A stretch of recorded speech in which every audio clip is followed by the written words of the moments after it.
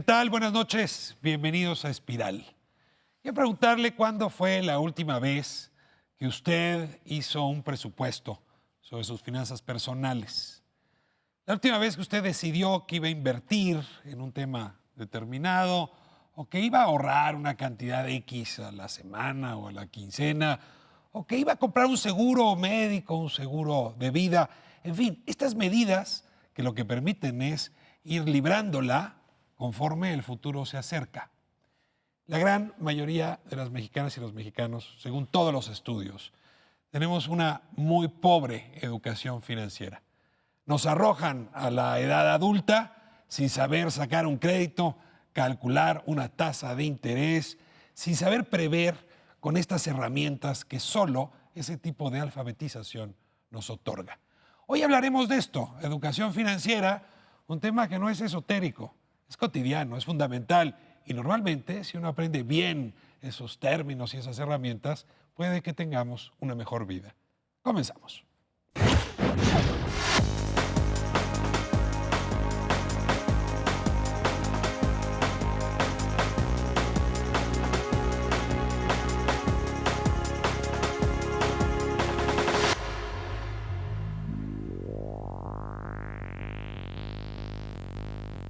La educación financiera. El sistema financiero está formado por un conjunto de instituciones que tienen como objetivo canalizar el ahorro para satisfacer las demandas de crédito. Es el encargado de intermediar entre quienes tienen recursos de sobra y quienes los necesitan. Un sistema financiero sólido es fundamental para la estabilidad económica de los países. ¿Y qué determina la solidez del sistema financiero?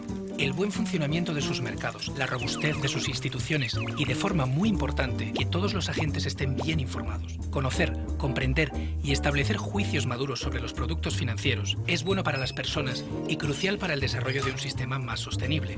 Por eso es tan importante que los ciudadanos estén bien informados en estos temas. Deben conocer las oportunidades de las distintas operaciones, claro, pero también todos sus riesgos. Solo así podrán tomar buenas decisiones y convertirse en ahorradores consistentes o deudores responsables.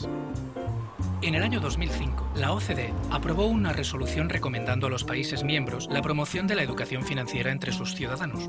La educación financiera debía ser un proceso continuo, a largo plazo, que cubriera las distintas etapas de la vida. Como es lógico, las necesidades de las personas varían según su edad y su situación. Los mayores preparan su jubilación y gestionan su plan de pensiones. Los adultos compran un coche o una vivienda o piden un crédito para las vacaciones. Los jóvenes cobran sus primeras nóminas, alquilan un piso, se preparan para una vida independiente. Los menores, por su parte, tratan de sacarle el mayor partido a su paga semanal. Para todos ellos, la educación financiera es un elemento fundamental. Una ciudadanía formada, reflexiva y crítica estará en mejor situación para relacionarse con el sistema financiero y nos llevará a ser mejores, tanto a nosotros como al conjunto de actores que operan en el sistema. Por eso, creemos que invertir en educación es apostar por la salud de todo el sistema financiero. Para hablar de nuestro tema de hoy por la noche, educación financiera, tenemos un panel de expertos, de conocedores, que ha participado desde hace tiempo pensando este tema. Les doy la bienvenida, como es tradición Espiral. Les voy a pedir que se presenten. Comenzamos, Manuel, contigo, provocador de este programa. Gracias, Ricardo. Gracias por permitirnos estar aquí. Yo soy Manuel Suárez, soy contador público, me he desarrollado en ambientes de despachos de contadores y financieros y mi pasión es la academia. Estoy en este tema por generar enfoques de finanzas para menores, para adolescentes y para los papás y maestros de estos jóvenes. Creo que el tema de educación financiera debe de enfocarse a los menores de edad como prioridad, porque ellos son quizá la punta de lanza para el crecimiento. Por experiencia me ha tocado el ver que en cursos para menores muchas veces saben más los menores que los propios profesores. Y los papás se motivan al conocer que los menores, que sus hijos saben del tema. Parece mentira, pero creo que hay una buena beta para el desarrollo de este programa en hablar no solo de educación financiera en general, sino también particularmente en adolescentes y niños. Como decíamos en la introducción, educar para el ahorro, para el préstamo, para hacer un presupuesto. Si comenzamos en edades tempranas, hay más certidumbre de que en la vida adulta se podrá tener elementos para acercarse a las finanzas sin tener miedo, ¿no? Ese es un tema que todavía muchos adultos tenemos. Luis Bank, bienvenido. Ricardo, muchas gracias por la invitación. Me da mucho gusto estar aquí contigo y con este panel.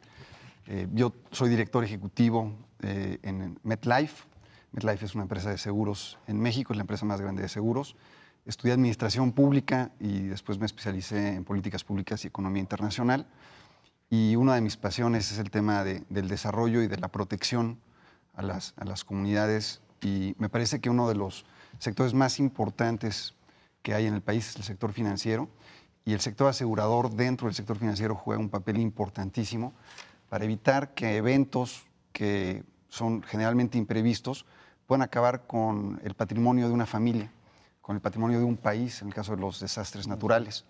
Entonces, todo el tema de educación financiera es primordial para el caso del sector asegurador, como es para el caso del sector financiero, básicamente porque existe una enorme oportunidad en nuestro país. Estamos con un índice de penetración en la economía bajísimo, que es incluso inferior al 2%, cuando en Estados Unidos observamos tasas de penetración del sector asegurador de más del 8%, Brasil y Argentina están cercanos al 3%, Chile en el 4%, el promedio de los países europeos en 7.5%, y eso te habla de que hay un espacio en el país para crecer el sector asegurador muy importante, y nosotros lo vemos como una oportunidad para que cada día más familias mexicanas estén protegidas. No nos aseguramos los mexicanos. Yo me acuerdo haber visto una cifra antes del Seguro Popular, un poquitito después de que fuera instalado. 1 de cada 5 familias en México se quedaban sin patrimonio por no tener un seguro médico. Yo imagino que si las casas y los desastres naturales afectan, pues esta cifra se incrementa. Vamos a hablar de esto. Te agradezco muchísimo que estés aquí. Gracias, Ricardo. Juan Carlos Jiménez, bienvenido. Muchas gracias, Ricardo. Pues yo también, hoy yo trabajo como director general de la Asociación de Bancos de México. Yo también estudié Administración Pública y Políticas Públicas, igual que tú, Luis. Y por azar de destino acabé en la banca, cosa El que sector celebro. privado, celebro que estén tomando por asalto el sector privado los Pues mira que es un tema administradores públicos. que celebro Hay porque... mucha política en el sector privado. Fíjate que sí, de repente había esa polaridad del sector privado y del sector público, pero la verdad es que deben estar estrechamente comunicados, y la verdad es que cuando hablas con reguladores desde el sector privado, dices cómo no hay un poco de experiencia previa en el sector privado antes de pasar al sector público, o viceversa, porque nos entenderíamos mucho mejor y haríamos mejores políticas públicas. Pero en el tema de educación financiera, bueno, la Asociación de Bancos de México y muchos bancos, no voy a decir nombres para no ser comerciales, pero desde hace varios años se dieron cuenta que para tener mejores clientes es necesario no solo darles mejor información más clara, sino también educación financiera, conceptos muy básicos, por ejemplo, qué es una tasa de interés, el riesgo, por qué el plazo, los diferentes instrumentos. Ustedes habrán escuchado o habrán visto en sus estados de cuenta este numerito que diseñó el Banco de México, que es el CAT, el costo anual total. Que no es un gato. Pues no es un gato, es un número muy importante que hay que saber qué es y te sirve para comparar. Si vas a pedir un préstamo, no te pierdas. No te pierdas, ese número hay que compararlo. Ahora me explican bien qué es el Exactamente. Entonces, bueno, pues este tipo de cosas no solo basta tener esa herramienta, sino enseñarle a la gente qué te dice. Y para eso tienes que tener conceptos muy básicos, como el costo del dinero en el tiempo o el costo del riesgo. En fin, conceptos muy básicos que suenan complicados, pero que bien explicados ayudan mucho a tomar buenas decisiones. Alfabetizar sobre cuestiones financieras. Es correcto. Sofía, me da muchísimo gusto tenerte aquí. Las damas primero, qué mal gusto nuestro. No, está bien porque yo vengo del lado del usuario, digamos que. Muy bien. Porque esa es un poco mi experiencia. Yo soy Sofía Macías, soy la autora del libro Pequeño Cerdo Capitalista. Ahí tengo el libro, que es un libro además muy vendido. Yo lo he visto con frecuencia en las librerías. Y me da muchísimo gusto, Sofía, que vengas a hablarnos también de lo que está en este texto. No sé si soy un pequeño cerdo capitalista. O mediano o grande. Todos somos. Pero bueno, un poco el acercamiento a este libro, mi experiencia fue, yo entré al sector financiero como periodista, completamente ajena a estas cuestiones y dándome cuenta que teniendo un poquito más de información respecto a cómo funciona un seguro, si estoy en una Afore buena o en una Patito, si esta cuenta de banco es la indicada para tener mis ahorros o mejor me paso a otra opción, etcétera, etcétera, puedes encauzar tus finanzas para que sirvan para tus objetivos de vida. En general, como que las personas tendemos mucho a pensar que las finanzas, que la educación financiera son como un satélite aparte, que no forman parte de nuestra vida. Pero en cambio, cuando empezamos a integrar estas cosas, vemos que es mucho más fácil tomar decisiones acertadas, porque de esto se trata, tener información para tener buenas decisiones y que sirvan a lo que nosotros realmente nos interesa. A lo mejor nuestras prioridades están en un tema que tiene que ver con la familia, con estudios, con etcétera. Pues si manejas bien tus finanzas, muy probablemente, y también el manejo de riesgos, evidentemente, puedes llegar a esas metas mucho más sencillo. También trabajo en el programa de educación financiera Consumo Inteligente de Mastercard, que trabaja con jóvenes, con comunidades y pues también con familias. Le voy a decir que sea de manera muy simplista, pero saberle a las finanzas mejora nuestra calidad de vida. Por supuesto. Vale la pena, si alguien quiere leer Pequeño Cerdo Capitalista, tenemos 3 ejemplares. Si nos buscan por la vía de la dirección Twitter que aparece en pantalla, pueden adquirirlos. Y tengo otro que me ha traído también Luis Bank. Es muy interesante, un estudio, ¿qué dirías? Antropológico, en fin, sociológico, de reflexiones, en fin, sobre no el sueño americano, que es el que siempre se habla, sino el sueño mexicano. Es decir, ¿qué está en nuestras aspiraciones? ¿Qué sabemos de nuestro país? ¿Qué quisiéramos saber de nuestro país? En fin, Luis, ya nos darás otros elementos. muchísimo gusto, Texto claro. buenísimo. ¿Cuántos libros de estos tenemos, Luis? Tenemos 10 libros para 10 también, quien envíe el Twitter. No pueden pedir los 2 juntos, tienen que enviar un Twitter por libro. Se los encargo. Muy bien, pues aquí estamos y déjenme entonces abrir con la primera pregunta. Ya hicieron ustedes una muy buena introducción de quiénes son y aprovecharon para hablarnos de la alfabetización financiera. Pero sí necesitaría que me ayudaran un poco a ir a lo básico. Si ustedes tuvieran que armar un curso de 2 horas sobre alfabetización o educación financiera, ¿qué tendrían que incluir? ¿Qué es, en concreto, alfabetización financiera? Mira, nosotros lo impartimos en la fundación que tenemos de educación financiera. Hay un curso de 3 horas para adultos donde les intentamos explicar qué deberían de considerar para ellos ser hábiles en un tema financiero. Nuestro temario, ¿no?, está basado en, primero, antecedentes, o sea, la importancia del dinero, la importancia del ahorro, el por qué es indispensable generar presupuestos. Un tema importantísimo es el desarrollo de mi fuente de ingresos, o sea, el ubicar de dónde obtengo ingresos, ¿no? Si soy profesionista independiente, si soy empleado, o sea, si laboro en una entidad pública o privada, o soy comisionista, etcétera. Identificar la fuente de los ingresos. Después, generar un programa de inversiones, no de gastos, sino ese recurso donde lo voy a colocar, ¿no? Entendiendo por inversión la propia educación de los hijos, ¿no? La adquisición de inmuebles o de equipos en el hogar. Y después clasificar los gastos en aquellos que son indispensables y aquellos que no lo son. Por ejemplo, indispensable una despensa básica, el transporte, un programa de vacaciones, y otros que son superfluos, como pueden ser lujos extremos o algún lujo que me estoy dando y estoy botando un gasto indispensable o un programa de inversión. Entonces, como temario tenemos eso, ¿no? El identificar el por qué es importante el ahorro, los presupuestos, etcétera, y después que el participante mida bien cuáles son sus fuentes de ingresos y cuáles son sus prioridades para colocar esos recursos. Lo podríamos sintetizar en 5 saberes, a ver si me corriges. Saberes para hacer presupuestos sobre nuestra vida, Así es. saberes para el ahorro, Sí. saberes para el crédito y préstamos, saberes para las inversiones y saberes para los seguros. Esos serían los 5 temas. Y esos conocimientos, en efecto, nadie nos los da. Es una cosa sorprendente, ¿no? A veces en alguna que otra familia, pero yo no veo todavía claramente dónde aprendí estas cosas y puede ser que no haya aprendido muchas de Yo en ellas. esta currícula la verdad es que tendría una pequeña objeción y es que estas habilidades evidentemente tienen que formar parte de nuestra cartera de habilidades financieras, Pero para que tú ya logres sentar a alguien a que aprenda eso, necesitas romper con otras cosas antes.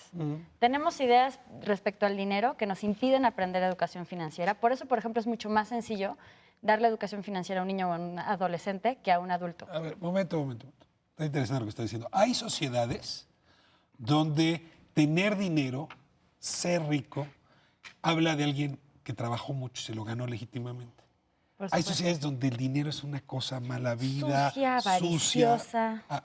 ¿La nuestra sería de las primeras o de las segundas? Sí, un poquito el juego de pequeño cerdo capitalista, acá lo que platicábamos antes de entrar, es eso. O sea, el dinero lo seguimos viendo como algo negativo. O sea, como En México. si tú lo ansías o si tú quieres tener una seguridad financiera, o eres un avaro o eres el tío Scrooge, o quieres ser rico MacPato y nadar en medio de lingotes de oro. ¿Por qué no platicas la anécdota de cómo es que llegaste al título del libro? Un poco eso fue justamente por un prejuicio. Estaba yo sentada en una comida con amigos y era cumpleaños de alguien, todos periodistas, todos pintores, todos, etcétera, etcétera, y todos Aquí, universitarios. hippies, yuppies y bohemios. Sí, más hippies y bohemios que los de los demás. Pero entonces estaba una de mis amigas a la que siempre le estaba diciendo, Alejandra, ahorita estás muy chava, pero vas a tener responsabilidades después. Entonces, si sigues botando el dinero, como le estás haciendo ahorita, que no te alcanza con el sueldazo y sin tener hijos, hipoteca, etcétera, pues ahí te encargo cuando tengas más responsabilidades. Dijo, bueno, a ver, pero tú que siempre estás ahí pregonando que el ahorro, que no sé qué, ¿tú en qué ahorras? Dije, bueno, yo tengo un fondito de inversión y parte de mi fondo invierte en la bolsa. La otra, como las dos teníamos 22 años, abrió los ojos como plato y dijo, ¿qué? Eres una pequeña capitalista. No te dijo cerda. Sí, no, el cerdo se lo añadí yo. Pero ya se lo añadiste tú. Pero ese es un poco el tema. O sea, mientras veamos el dinero como un tema que es de especialistas, o sea, solamente los señores que trabajan en la banca, en los seguros y que son contadores pueden hablar del tema, no, por supuesto que no. ¿No? O sea, muchas veces, a veces incluso especialistas hacen un mal, pese a que conozcan perfecto el estado financiero de una empresa, no pueden hacer un presupuesto para su casa, ¿no? Entonces, yo creo que se divide en dos partes, como que esta barrera de entrada a la educación financiera. La primera es que te quites esa idea de que tiene que ser para un especialista. Son decisiones de tu vida. O sea, ¿por qué la economía es complicada? Porque es una ciencia de decisiones de seres humanos. Eso es lo que no puedes medir, lo que no es una máquina. No son solo números. Y la segunda tiene que ver con este tema de, ¿tú para qué quieres las finanzas? O sea, ¿cuál es tu objetivo en la vida? Si tú... En todos los estudios de educación financiera, o sea, cuando hay expertos que agarran a las personas como ratones de laboratorio y empiezan a ver por qué si ahorran en una Afore o no, por qué si piensan en la pensión o no, cuáles son las diferencias entre este bicho raro que se quiere comprar un seguro y todos los inconscientes que no, lo que les ha salido es que el componente principal tiene que ver con la perspectiva de futuro. Exacto. Es decir, si tú empiezas a trabajar en la gente, perspectiva de futuro, o sea, ¿tú qué quieres en la vida? ¿Qué esperas? ¿Cuáles son tus proyectos? Ahora sí ya, platícame de presupuestos, platícame de finanzas, de crédito, de lo que La quieras. primera reforma en nuestras mentalidades hacia la educación financiera tendría que ser con respecto a nuestra concepción de futuro. Por supuesto. Me gustaría mucho saber, Luis, ¿cómo miramos los mexicanos el futuro? O sea, ¿qué expectativa tenemos y cómo estamos preparando financieramente en lo individual para enfrentarlo? Me voy a corte para que preparen la... Gracias. Y nos vemos. En 2 semanas. Quédese con nosotros, seguimos en Espiral. Gracias.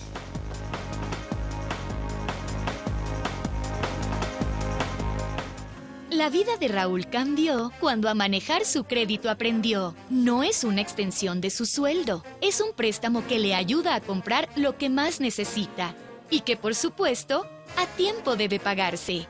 Usar el crédito correctamente sí es posible.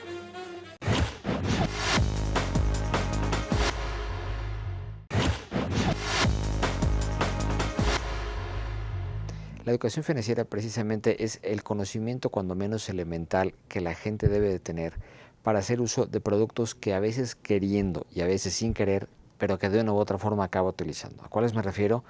A una tarjeta de débito, a una tarjeta de crédito, a un seguro, a una Afore. Ahora, si la gente ya avanza un poco en ese sentido y empieza a recibir y empieza a tomar crédito, pues por supuesto que la gente debe conocer entre las diferentes opciones de crédito a ver cuál le conviene.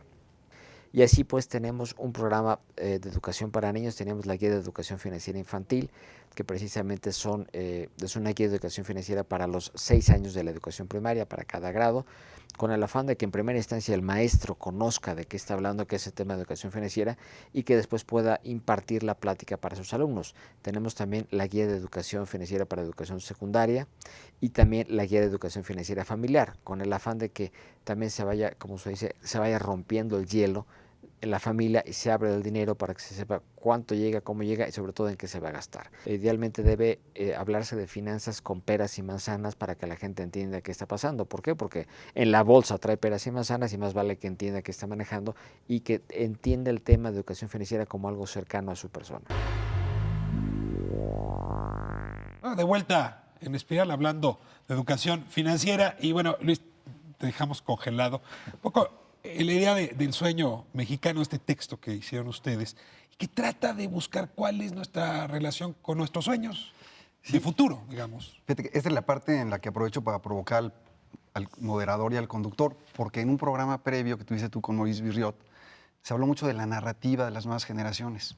Entonces la pregunta que yo me hago como introducción a la que tú pusiste sobre la mesa es, ¿podemos aprovechar las herramientas de educación financiera que hay en el país si los mexicanos no cambiamos la narrativa que tenemos con respecto al dinero? Es decir, a lo largo de los años hemos venido construyendo un fenotipo cultural que explica, muy latino, muy mexicano, que explica la relación que hemos establecido con el dinero.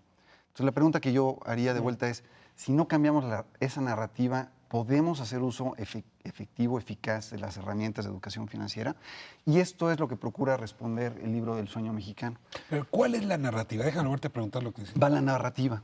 A diferencia de lo que nosotros hicimos en la empresa es, tenemos muy claro en qué consiste el sueño americano y nos preguntamos cuáles son los anhelos de los mexicanos, cuál es la verdad, del mexicano de a pie, no del mexicano que tiene acceso a un nivel de vida superior o con un nivel de ingreso importante.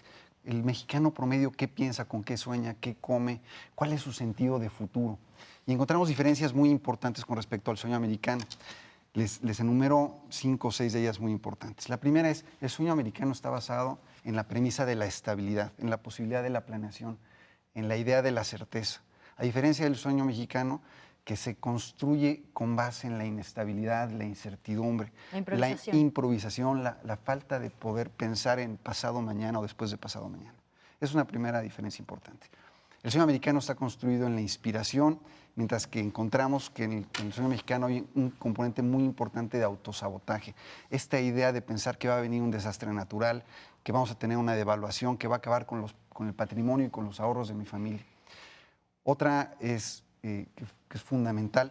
El sueño americano está basado mucho en la construcción de futuro, mientras que el sueño mexicano está basado en la idea de la reconstrucción del presente.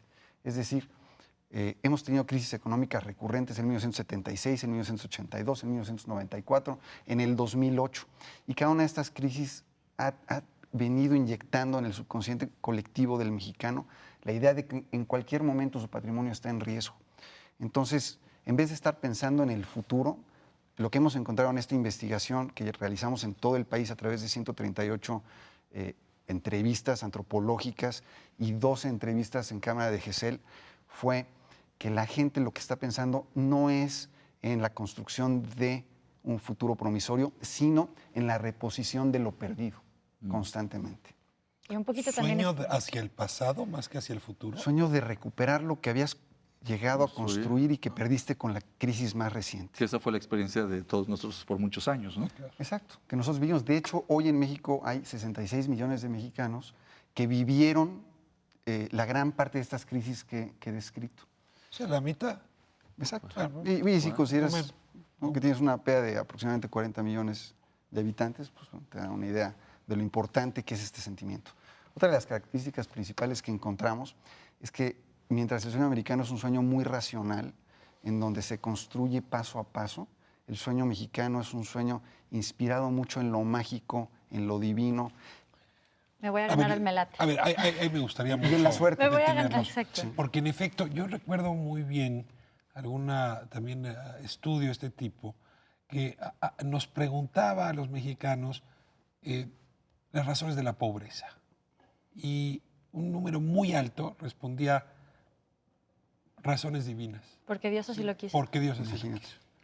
quiso. Entonces, en efecto, no hay seguro de vida, no hay seguro médico, Claro. no hay presupuesto que uno haga, no hay inversión a largo plazo que uno haga con certidumbre o con seguridad, cuando uno supone que ni eso nos va a proteger de lo que Dios quiera. Yo quisiera, perdón que los arroje a ese lugar, pero ¿puede uno ser alfabetizado en estos temas cuando no confiamos en el futuro o confiamos que es un ente superior el que nos va a reservar el futuro? Es decir, que no es responsabilidad nuestra. Yo creo que sí se puede, porque ya hay muchas herramientas. Están las herramientas de los seguros, la experiencia que estamos teniendo esta generación con por lo menos 2 sexenios de estabilidad macroeconómica y con productos que los servicios financieros están ofreciendo. Hoy, por ejemplo, mi generación tiene acceso a créditos hipotecarios con tasas fijas, con seguros de desempleo, con todas estas herramientas que están eliminando esa incertidumbre.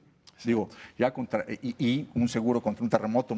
¿Pero qué digas? Quiero decir que por la vía de los hechos estamos aprendiendo. Estamos aprendiendo. A golpe de tomar seguros, a golpe de tomar créditos. A golpe de la innovación, pues, la experiencia que hemos tenido nos ha enseñado que pues, si ahorras, si comparas, que cuando contratas un seguro de un crédito hipotecario, comparas y contratas un seguro de desempleo, o compras un bien raíz y también lo aseguras contra un terremoto, una inundación. O sea, todas esas incertidumbres y actos de la voluntad de Dios, pues tenemos los hombres la forma de cierta medida, minimizarlos. ¿Pero qué estás diciendo? ¿Oponernos a la voluntad de Dios con un seguro? Pues tienes forma de minimizar el daño. El terremoto no lo vas a evitar, pero si se te cae tu casa, puedes recuperar parte de tu patrimonio que habías invertido ahí. O sea, eso es a lo que voy, ¿no? Manuel. Sí, yo creo que los aspectos que menciona Luis, algo del sueño mexicano, creo que una gran diferencia también es la impunidad, ¿no? El Estado de Derecho, yo creo que por mi experiencia en cursos incluso doctorales, el participante que va tras un doctorado y se involucra en una materia de este tipo, no confía de repente en el sistema financiero por experiencias pasadas. A mí me ha tocado gente que en niveles doctorales no confía en colocar sus ahorros en un banco nacional, ¿no? O sea, tiene la idea de las crisis, de los mexdólares, etcétera, y prefiere llevarse sus ahorros al extranjero. Así es la calle. Gente muy capaz que no Muchos tiene... bancos que no son nacionales que están en México. Sí, pero Perdón la broma, pero... Sí, claro. Otra vez, Sí, ya pero... pasaron en la bancaria. Sí, pero la toma de decisiones, aunque esté fuera, el nicho del banco está en México, ¿no? Esa es una polémica que necesitaríamos ahí infinidad de programas, ¿no? Y aquí don Juan Carlos es el que mejor podría platicar de ello. Pero creo que no es tanto el aspecto de una divinidad, sino muchas veces el propio Estado de Derecho, ¿no? Las experiencias anteriores donde el gobierno ha tomado decisiones que afectan a inversionistas también genera Pero incertidumbre. fíjate, sea una divinidad o sea una decisión de política pública, al final se refleja en un sentimiento de incertidumbre. Sí, sí. Y como no hay certidumbre para la planeación, hay un sentido de adaptación.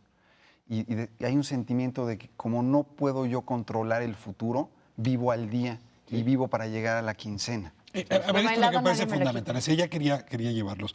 Es decir, no hay manera de alfabetizarse en este tema si uno no es responsable de su propia vida. Exactamente. Si uno educa para la responsabilidad sobre la vida propia, entonces lo demás deriva. Y yo tengo la impresión de que la gran mayoría de los mexicanos ingresan al sistema financiero a través de responsabilidades chiquitas. Y voy a decirlo así, pagos chiquitos, pagos semanales, ahorros chiquitos, tandas, es decir, cosas de un futuro casi inmediato. ¿Tú tienes idea por qué, Sofía? Sí, porque de alguna forma, en general, nuestra cabeza, la de los mexicanos y la de todos los seres humanos, algo muy chistoso que sucedió, acaba de haber un seminario de educación financiera de la OCDE en Madrid, y la mayoría de los países tenían, por ejemplo, el problema de las pensiones. O sea, incluso Estados Unidos, incluso Reino Unido, incluso países que tienen Japón, que tienen a lo mejor una mentalidad de más largo plazo que los mexicanos, también tienen problemas con eso. O sea, nosotros tendemos a privilegiar la recompensa inmediata sobre lo que sea que pueda venir en el futuro. O sea, de alguna forma se resume en una frase mexicana que es lo bailado nadie me lo quita. Pero un poquito yo creo que sí. Pero a ver, te lo revuelvo. Pues que la burra no era arisca. Exacto. Perdón, Pero no, ya lo precisamente explicaba por Juan eso, Carlos. por ejemplo, pueden haber muchas políticas diferenciadas, porque algo que sí es muy claro es que las generaciones nuevas que no han vivido estas crisis, a mí me tocaron muchas anécdotas de mi papá de en la luna de miel nos endeudamos con dólares y tuvimos que llegar a pagar en ese momento porque si no hubiera sido 10 veces, ¿no? O las hiperinflaciones, o etcétera. Ya supimos cuando se casaron tus Exacto, papás. ¿no? Pero, y los jóvenes a lo mejor sí siguen teniendo este sentimiento que cada vez están las cosas más caras y que el dólar subió y etcétera, pero no es lo mismo. Por ejemplo, a mí la devaluación más fuerte que me tocó fue de 3 pesos a 9 pesos en el 94 justamente, contra las devaluaciones de cientos y cientos, ¿no? Pero por un lado también ahí tienes que jugar un poquito con la racionalidad de la gente. O sea, creo que es justo la postura opuesta. O sea, si tú vives en un país que constantemente está en crisis, entonces lo que tienes que aprender es, por un lado, protegerte de las crisis y por otro lado, también aprovecharlas. O sea, no puedes de alguna forma cerrar los ojos, decir, como este es un tema difícil, yo no le entro, voy a ser completamente ignorante en el tema y entonces ahora sí caigan de encima todas las devaluaciones y las hiperinflaciones, etcétera. Ese es el tema con educación financiera. O sea, de hecho, la palabra, el término, lo importante de ahí, del término, es educación, no nada más financiera. Juan Carlos lo dijo de alguna manera, es educarnos para enfrentar las vicisitudes del futuro. Ahora, mi pregunta con ustedes sería, ¿quién tendría que hacer esta educación? ¿Los padres, las instituciones financieras, aseguradoras, bancos, anexas, la escuela, las instituciones que dan crédito directamente? Sí me gustaría que me digan, se fundó en México la Conducef hace algún tiempo justamente con el propósito de tener una institución responsable de promover la educación financiera. Y me gustaría que hiciéramos una buena valoración de esa institución, del papel que ha jugado el Estado y luego el resto de los actores. Me voy a corte para que no vayamos a quedarnos troncos como hace un rato y regresamos en un momento. Quédese con nosotros, seguimos en Espiral.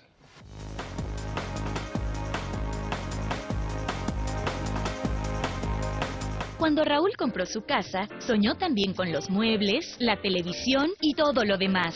Y analizó el pago de estos posibles créditos para no sobreendeudarse. Organizó su presupuesto para que el pago de sus créditos no rebasara el 30% de sus ingresos. Así comprendió que tener salud crediticia sí es posible.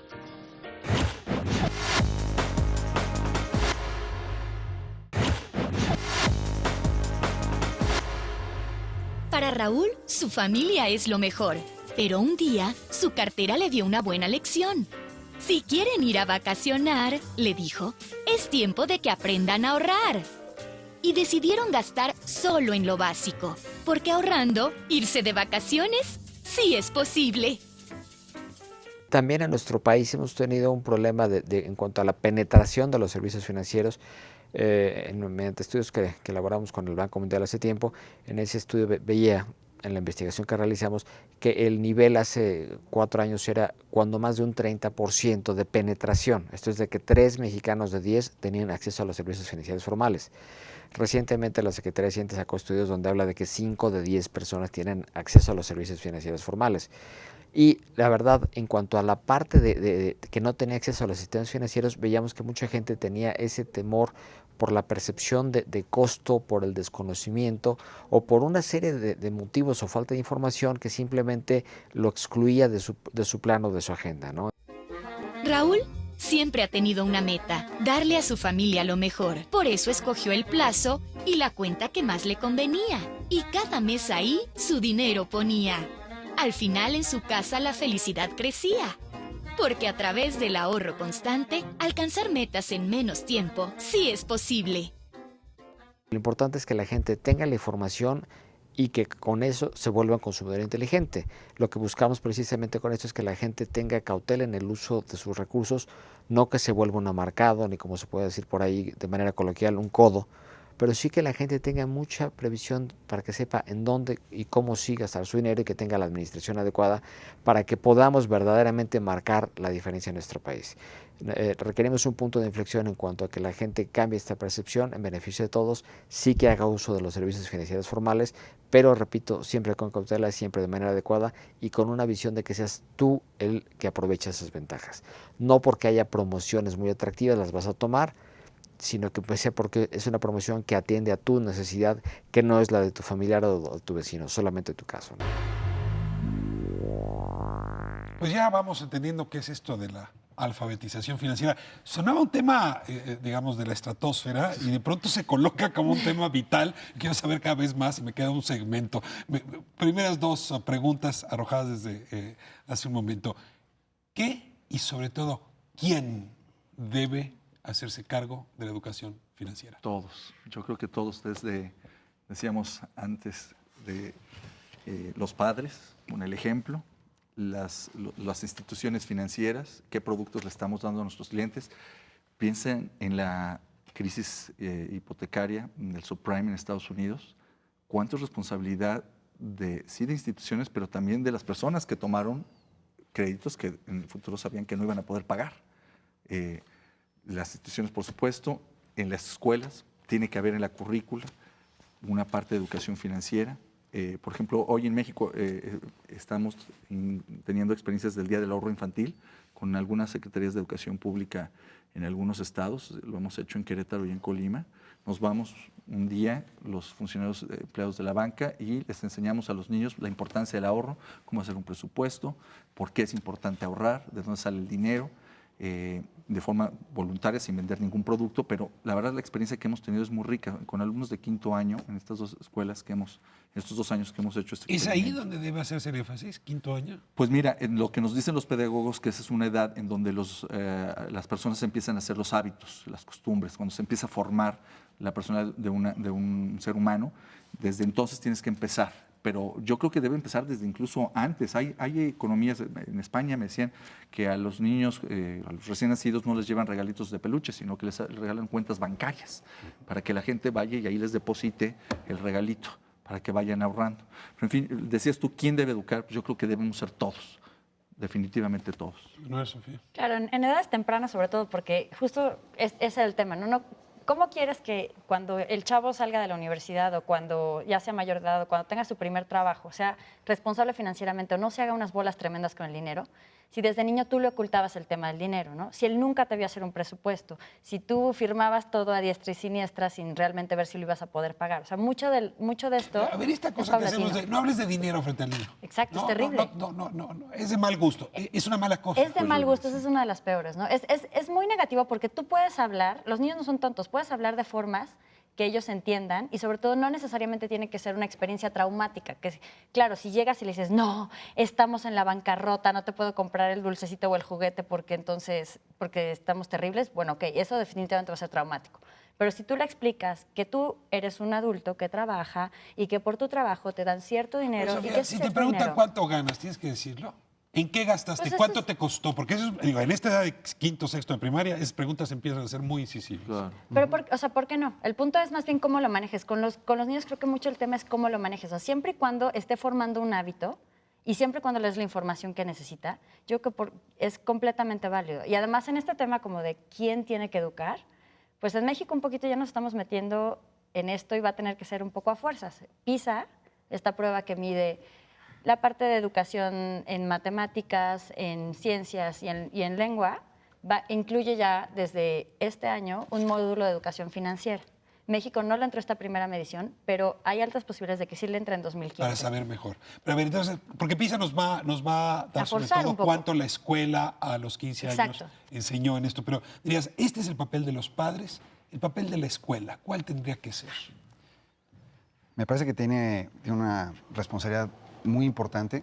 Hay esfuerzos en México que se llevan a cabo a través de organizaciones sin fines de lucro como Impulsa, en donde se le enseña a los niños la importancia de emprender, la importancia del dinero, la importancia de comprender que cada uno de los individuos tiene derecho a la prosperidad a través del trabajo honesto. Y me parece que es tarea tanto de la escuela como de los padres de familia no romper con esta relación fundamental entre la causa y el efecto. Se acaba de hacer un estudio en España en donde en una muestra representativa de niños de sexto año de primaria les preguntaron ¿de dónde viene el dinero? Y la respuesta de los niños fue pues del cajero automático. Sí. Entonces, Como la leche que viene de unos exacto. litros que están en el refri, ¿no? Imagínate, ¿no? Entonces, realmente eso es muy delicado, es grave porque el niño no entiende la relación entre la causa del trabajo y el efecto de tener dinero, ¿no? El papel del Estado, Manuel, Conducef, preguntaba hace un momento, ha jugado un buen papel, ¿qué le pedimos a Conducef? Incluso déjate la pregunta más directo. Si te hubiera sentado a la presidenta o al presidente de México el próximo sexenio, ¿qué tengo yo que hacer para alfabetizar financieramente a mi país? ¿Qué le responderías? Sí, Conducef se ha enfocado mucho a conciliar disputas entre particulares y el sistema financiero. No es bujía de educación. Pues no, sí ha hecho seminarios, sí ha impartido cursos, ha diseñado materiales, pero incluso no es su prioridad fundamental. Yo creo que el Estado debe de aterrizar estos temas desde los libros de texto gratuito, no diseñando módulos específicos de educación financiera, sino en los propios problemas de matemáticas que ya están en los libros. En lugar de sacar una estadística de cuántas sillas son rojas o cuántas son grandes y Ejemplos y aterrizados pequeñas. a la vida cotidiana. Así es, se pueden hacer ahí cálculos de qué opción es mejor o cuál comprarías. O si tu papá gana tanto, ¿tú qué le recomendarías adquirir entre estas opciones? O si hay estas oportunidades de trabajo con estas prestaciones, ¿cuál le darías? Creo que el diseño de materiales no debe de estar enfocado a estos son los fascículos de educación financiera. O sea, no es un módulo aparte, así es. tendría que ser parte de la trama Así es. educativa. A ver, hay un tema que no quiero que se me vaya, que está enfocado en este aspecto. La pobreza en general está vinculada, de manera lamentable, a la falta de alfabetización en términos generales, pero sobre todo, en este caso, alfabetización financiera. A mayor pobreza, mayor educación sobre estos temas. A menor educación sobre estos temas, luego, mayor pobreza. Claro. Es decir, es un círculo vicioso. Claro. ¿Dónde romperlo? O sea, la gente sí está yendo a pedir crédito, pero lo está yendo a pedir en las tandas, y lo está yendo a pedir con el usurero y pagando tasas infames, inmorales y sobre todo está haciendo a la gente más pobre incapaz de hacer un cálculo sobre cuánto le está costando en realidad meter el dinero en el colchón, en fin. ¿Cómo entrarle a una educación financiera a nivel de finanzas populares? ¿No? Donde, por cierto, pues viven 8 de cada 10 mexicanos. Claro. En Consumo Inteligente nosotros tuvimos la experiencia de trabajar un poco con comunidades y justamente fue muy revelador. Consumo Inteligente es donde estás en Mastercard. En el programa de educación financiera de Mastercard. Fue muy revelador que muy probablemente si tú llevas un programa completo, un taller, pues a menos que sea un tema de que lo manden expresamente del trabajo, como justamente lo extraes de otras actividades, es muy difícil. Pero si en cambio lo integras como una de las actividades de la misma comunidad, a lo mejor una obra de teatro donde también pueden llevar a los niños, algo que tenga que ver, que sea más lúdico, que haya más entretenimiento, claro que puedes llevar temas de ahorro, etcétera. En donde hay una gran oportunidad, donde también se otorgan los créditos justamente. Hay muchas microfinancieras que trabajan con mujeres que a lo mejor les leen un tipo de historia que es una especie de cuento que les habla del ahorro, que les habla de los microseguros, que les habla de la previsión. Pero no solo es el tema lúdico y con los niños. Yo creo que no podemos quedarnos solamente con el tema de la educación. Tenemos que ir con los clientes incluso. Hay bancos que hoy se dedican al segmento de las finanzas populares que una condición para desembolsarte el dinero es que tienes que concluir un curso de educación financiera. Compartamos, para decirlo claramente, Tú lo has dicho y no tienen una dinámica. Pero es una política de microfinancieras, no es el único. Es una política, es decir, ese puede ser un escenario. Sí. Claro. A ver, perdón, ¿cómo funciona Compartamos? Yo sé porque ha sido el éxito de las finanzas populares y entiendo que el acompañamiento de este tipo es realmente es fundamental. Sí, son microcréditos en comunidades, muchas veces son, o la mayoría de las veces son mujeres, son solidarios, un grupo. Y se les si no pagas tú, le cobran a tu comadre. Exactamente, entonces hay la presión del grupo de que todo el mundo pague. Y antes de poder disponer ese dinero, hay seminarios, luego lo podemos hacer pláticas, muy sencillos de este tema de por qué todos sí podemos ahorrar. Porque decías el tema de la pobreza. Entre menos educación, más pobreza. Entre menos educación financiera, pues un círculo vicioso, menos posibilidad de salir de la pobreza. Tenemos encuestas de 2010 de 43% de la población que se le pregunta si ahorra, dicen, no, yo no ahorro, no puedo. Y de los que dicen que sí ahorran, lo decías tú hace un minuto, lo hacen en tandas, debajo del colchón, perdiendo una posibilidad de tener, crear un historial para después acceder a un crédito, tasas de interés más atractivas. En fin, yo creo que el tema de la educación, insisto, no solo pasa por la escuela, ni por los papás, o por las instituciones con la CONDUCEF, pasa por las instituciones de crédito, por las microfinancieras, por el ejemplo que se mencionaba antes. Todos estamos, en esto yo creo que es una cruzada nacional. Yo le diría al próximo gobierno, esto tiene que ser una cruzada nacional, tiene que estar en todos los libros de texto, a todos los niveles, porque no es posible que salga un doctor en matemáticas o en biología y el señor no compare o no piense en su retiro. 72% de la gente que le preguntas si está ahorrando para el retiro, no lo está haciendo. Todos ven la vejez como una cosa muy lejana.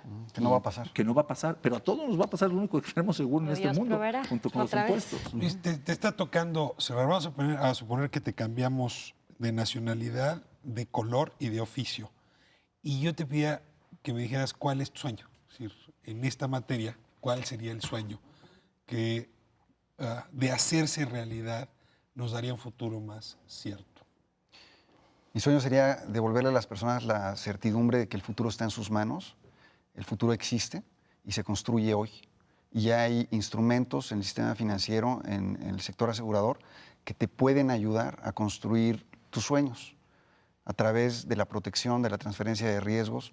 Tú no tienes por qué llegar a la vejez sin haber tenido un mecanismo que te permitiera ahorrar. No tienes por qué enfrentar una enfermedad sin tener un mecanismo que te permitiera no perder tu patrimonio, tu casa, la posibilidad de pagarle la escuela a tus hijos por pagarle a un hospital. Entonces, el mayor de mis sueños es que cambiemos la narrativa de la relación que los mexicanos tenemos con el dinero y con el futuro, para entender que el futuro está en nuestras manos, que nosotros somos dueños de nuestro propio destino, que lo podemos construir y que tenemos en nuestras manos los instrumentos para irlo haciendo poco a poco de manera planeada y que dejemos esa concepción de que el azar o una divinidad va a venir a resolver las eventualidades que la vida se presenta. Sofía, 30 segundos, tu sueño. Mi sueño es finalmente que la gente sea lo suficientemente libre y que entienda que si incluye este tipo de conocimientos, puede tomar absolutamente las decisiones que quiera, puede tener los sueños del tamaño que quiera. Porque en México tenemos un miedo patológico con el tema del fracaso y a veces, muchas veces, no hacemos cosas porque tenemos miedo que no nos alcance o que no nos salga, o que etcétera. Entonces, que le pierdan el miedo al tema para que entonces puedan justamente atreverse a soñar cosas más grandes y puedan empujar. ¿A qué parte del tema? ¿A invertir, a ahorrar, a meterse meter el tema dinero en del el banco? dinero, que son suficientemente inteligentes como para ir aprendiendo. Esto es un proceso, esto no es ni de especialistas ni de la noche ni de la noche a la mañana. Y miedo sobre todo a que ellos de verdad van a tener la habilidad suficiente para tomar buenas decisiones, que los lleven a los objetivos que ellos de verdad quieren y que no sea simplemente un tema de si me tocó, no me tocó, me alcanzó o no. ¿Quieres o no quieres? Manuel, tu conclusión. Sí, pues a mí me gustaría que el tema de educación financiera ya no se mencionara, que estuviera integrado en la vida como un segmento más, que no se particularizara en él, ¿no? Que no se pensara que es para especialistas, sino que la propia formación en casa, en escuelas, por parte de las autoridades de las instituciones, me permitieran obtener herramientas para facilitarme la toma de decisiones. Juan Carlos, cierras tú.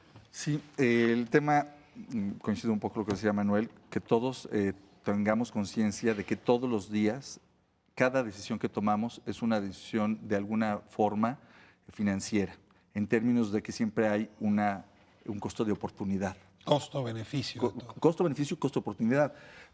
Si me gasto estos 5 pesos en un refresco, pues tengo el placer de tomar el refresco, pero perdí los 5 pesos, no perdí los pesos, 5 pesos, no los perdí, pero ya no los tengo. Si decido estar en el cine, pues ya no pude estar con mis hijos. Siempre hay una decisión que tomar, no puedes tener todo. Tenemos que tener el concepto de escasez claro, que las decisiones que tomemos pues siempre tienen un costo. La gente cree que si no ahorra no tiene costo, la gente cree que si no toma un seguro pues no pasa nada. Que si no compara un crédito Y los tampoco costos pasa ahí nada, están. y ahí están Y los costos. beneficios también de prever pues son buenos. Claro. Así en el es. futuro. Agradezco muchísimo, creo que quedó Claro, un Ricardo. programa bastante sabroso, muy ilustrativo. Y bueno, me alfabetizaron, cosa que les agradezco muchísimo. Nos vemos la próximo oportunidad. miércoles 9:30, 11 TV México. Gracias por habernos permitido entrar a sus hogares.